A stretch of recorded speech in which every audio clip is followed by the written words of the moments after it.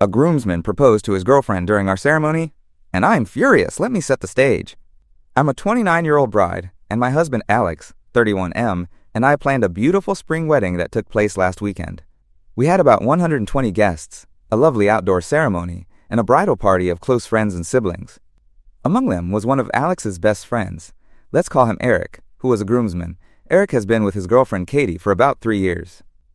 I need to mention, Eric and Katie got engaged that day only because Eric decided to propose to her smack dab in the middle of our vows.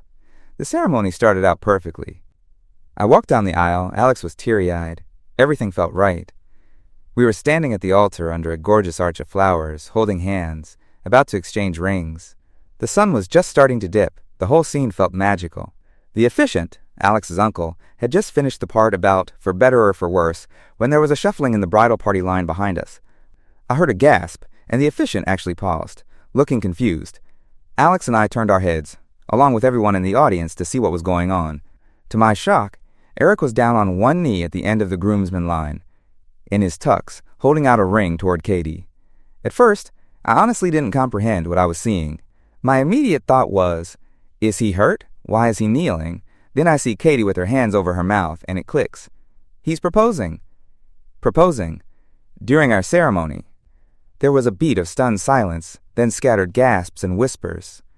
The officiant froze, not sure what to do. I felt Alex's hand tense around mine. I looked at him and saw confusion and anger flash across his face. We didn't speak, but I know we were both thinking, what the hell is happening? Katie, of course, starts crying and nodding, yes, and Eric slips the ring on her finger. Then, get this, the guests start clapping, our guests. Clapping and cheering for Eric and Katie's sudden engagement in the middle of our marriage ceremony. Alex dropped my hands and actually took a half step forward as if to intervene, but I squeezed his arm, maybe unconsciously signaling. Not right now. Honestly, I didn't want an all-out brawl at the altar.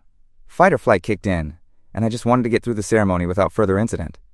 Within what was probably 15 seconds, but felt like an eternity, the proposal spectacle was over. Eric stood up. Katie flung her arms around him, and our guests were buzzing with surprise. I saw my maid of honor, my sister, shoot me a wide-eyed WTF look.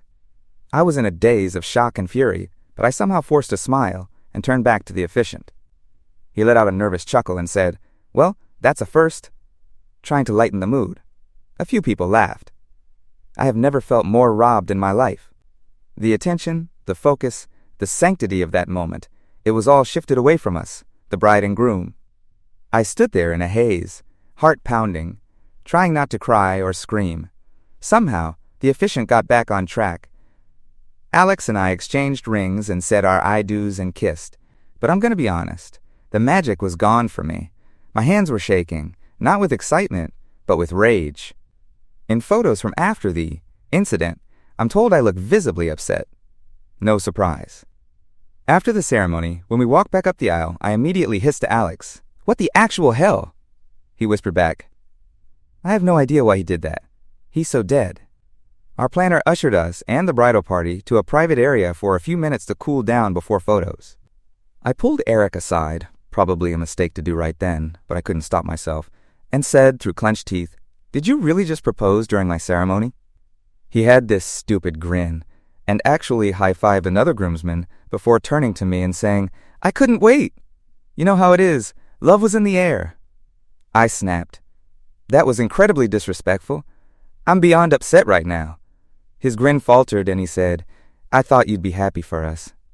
I just walked away because I could feel myself about to scream, and I didn't want to cause a bigger scene yet. Katie was surrounded by a few giggling friends, admiring her ring, and when she saw me, she looked a bit sheepish and said, "I'm sorry, it just kind of happened."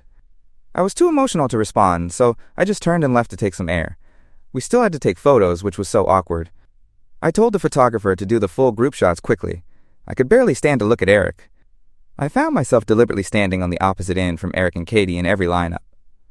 At one point, I overheard Katie quietly say to Eric, "I knew this was a bad idea." So she did have reservations. That almost made me angrier. If even his girlfriend/bride-to-be thought it was a bad idea, why the hell did he do it? By the time we got to the reception, I was simmering but trying to hold it together.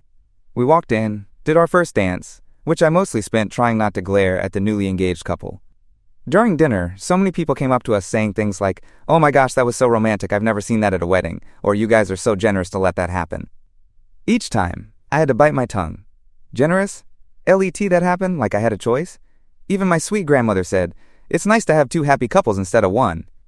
I just smiled tightly and excused myself when these comments came up. The best man, another close friend of ours, gave a speech and even joked, "At least no one else got engaged tonight." Oh wait! I think he thought the joke would land well, but it mostly got awkward chuckles. I was fuming, and probably visibly so. My maid of honor gently touched my arm and whispered, "Breathe, don't let them ruin this for you."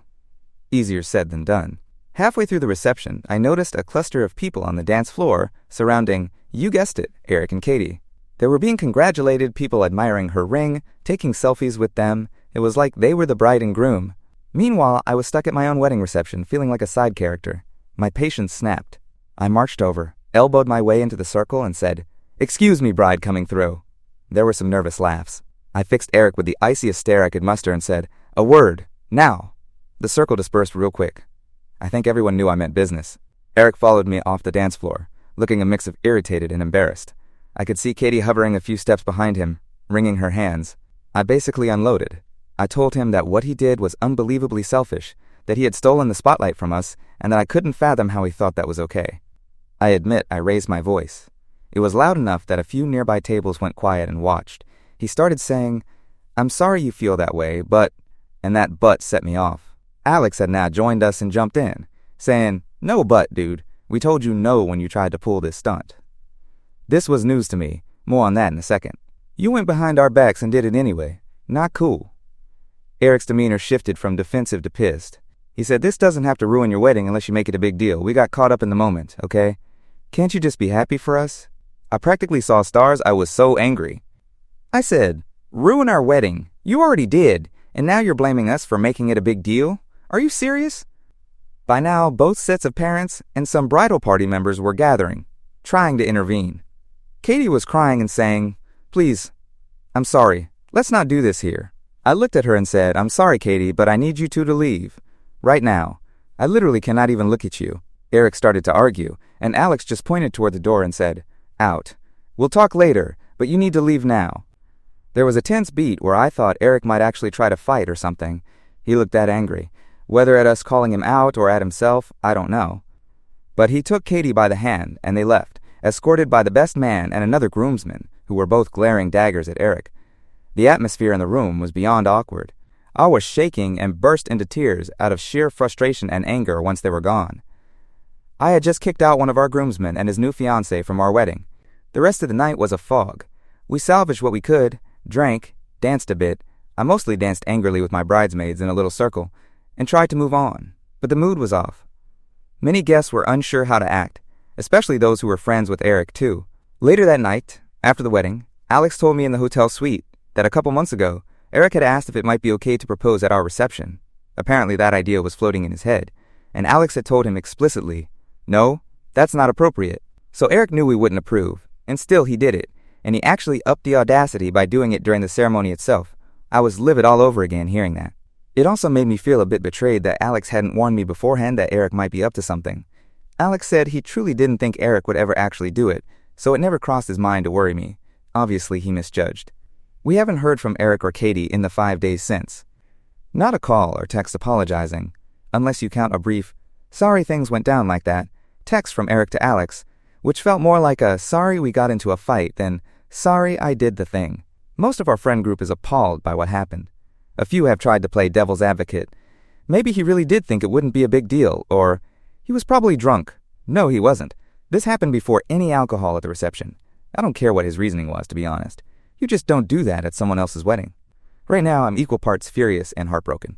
Furious that our once-in-a-lifetime moment was hijacked, and heartbroken that one of Alex's closest friends, and a guy that first considered a friend too, would disrespect us like this. Alex is devastated in his own way. He keeps apologizing to me for his friend's behavior and muttering about how he's going to deal with it. I told him it's not his fault. Eric is a grown man who made his own choices. We have a lot of people saying, "Don't let it overshadow your memories or focus on the good parts," and I'm trying, I really am. There were beautiful moments at our wedding that I will treasure, but every single one feels tainted now. When I think of my wedding day, I don't first think of our vows or our first dance. I think of that cringe-worthy moment in the middle of the ceremony and the chaos that followed. It's just not fair. I know this is a long rant, but I needed to get it off my chest. How do we even begin to handle this? Do we try to talk to Eric? Wait for him to apologize properly? Is this friendship even salvageable? Part of me doesn't want to ever see him again.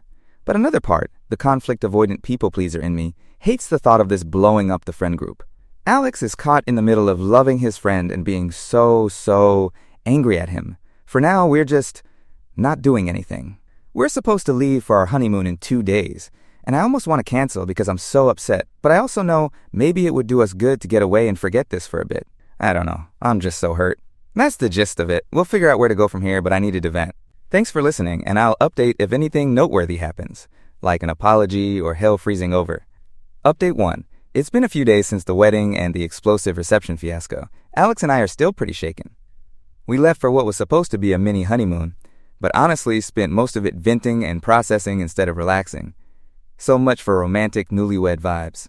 The morning after the wedding, we woke up to a flood of messages from attendees. Most were along the lines of, "I'm so sorry that happened," or "You handled that better than I would have." Even people who clapped during the proposal, caught up in the moment, I guess, apologized once they realized how upset we were. That made me feel a bit better. At least most folks understand that what Eric did was not okay. However, not everyone was on our side. A couple of distant relatives muttered that I overreacted and caused a scene. That made me briefly second-guess myself. Was I a crazy bridezilla? But Alex has been my rock, reassuring me that we had every right to be angry and that his friend's stunt was way out of line. Speaking of Alex's former friend, yep, I'll say former at this point, we finally heard from Eric. It took 2 days, but he sent us a long email. And it was infuriating. He did say the words, "I'm sorry," but it was buried in excuses. To summarize, Eric wrote that he was sorry for making us feel upset, a classic non-apology. He insisted he truly thought it would add to the celebration, not take away from it, because there was so much love in the air. He acknowledged Alex had told him not to propose at the reception, but, and this part made me want to scream, argued that he didn't technically do it at the reception. He did it during the ceremony, as if that was somehow better. He claimed the moment just felt right, and everyone was already emotional, so he seized the opportunity. Reading that email made my blood boil all over again. It's like he absolutely refuses to get it. He even suggested that our reaction at the reception, me yelling, then being asked to leave, was more disruptive and embarrassing than his proposal. He wrote, "I wish you had handled it privately with me afterward, instead of calling me out in front of everyone. I felt humiliated." When I read that line, I thought Alex was going to punch a wall. Alex said, "Humiliated? He should be. He brought that on himself." It's clear Eric sees himself as a bit of a victim here, or at least as a well-meaning guy who's being unfairly villainized. He mentioned Katie has been inconsolable and feels we hate her now. For the record, my ire is 99% at Eric. I do think Katie could have whispered, "Not now," or something in the moment, but I can't blame her for being caught off guard and saying yes to a proposal. We haven't responded to Eric's email yet. Frankly, we don't know what to say that won't devolve into more anger. We drafted a dozen responses, ranging from a scathing takedown to a terse, "You destroyed our friendship." But in the end, we've held off. Through a mutual friend, we heard that Eric and Katie left town for a little post-engagement getaway. Must be nice to jet off after wrecking someone's wedding and then imply we embarrassed him. Emotionally, this has been a roller coaster. 1 minute I'm furious, the next I'm deeply sad. Alex puts on a brave face, but I know he's hurting too. He told me he's been waking up in the middle of the night thinking about childhood memories with Eric, wondering how it came to this. I hate that Eric's stupidity has cast a shadow over our first week of marriage. We should be reminiscing about the fun parts of our wedding, not dissecting the drama. Some people have asked if we're going to try to mend things with Eric eventually. Right now, I just don't see it. Unless he pulls his head out of his ass and genuinely apologizes, no qualifiers, no but. I don't think I even want him in my life. Alex somewhat agrees. He said he might be open to hearing Eric out in person if and only if Eric shows real remorse, but he won't accept another half-baked apology. And honestly, that email was as half-baked as it gets. So for now, we're at a stalemate. Eric and Katie are apparently laying low. We haven't replied to that ridiculous email. Maybe silence will send a message of its own.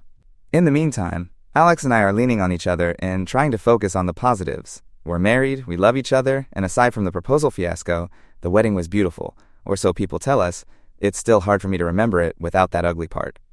We're talking about maybe throwing a casual post-wedding party later in the summer with just supportive friends and family to make a new happy memory.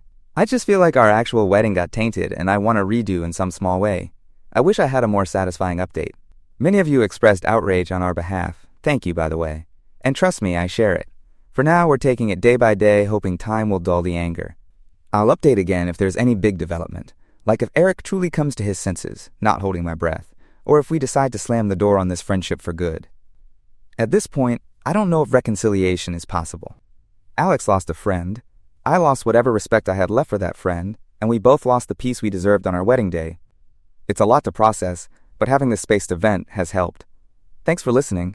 Here's hoping for better days ahead. Update 2. I honestly wish I had better news or a satisfying conclusion, but here we are. It's now 2 weeks since the wedding. After Eric's excuse-laden email and our non-response, he reached out again, asking if we could meet in person to talk. At first, I had zero desire to see him or Katie, but Alex felt we should give it one chance. Maybe face-to-face, he'd finally get it and properly apologize.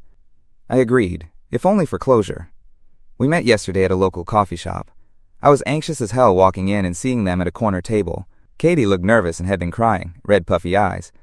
Eric looked equal parts remorseful and uncomfortable. We sat down and there was a heavy silence. Then Eric began. Thanks for meeting us. I know things have been tense. He said he wanted to apologize in person. He did say we're both so sorry, which I appreciated, but then he kind of ruined it by tacking on the same old reasoning. He went on about how he never intended to hurt us, how he misjudged the situation, how he honestly thought we were more easygoing than that.